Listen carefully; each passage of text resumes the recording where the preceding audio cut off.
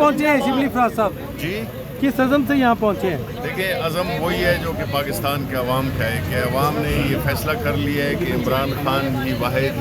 واحد اس ملک کا نجات دہندہ ہے،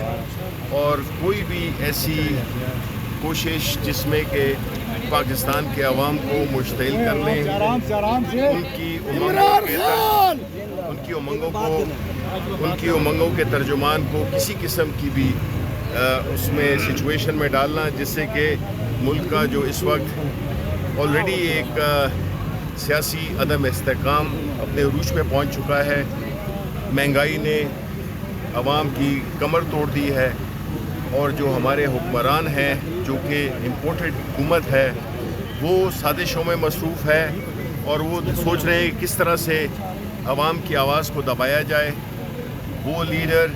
جو کہ ملک کی ترقی اور خوشحالی چاہتا ہے،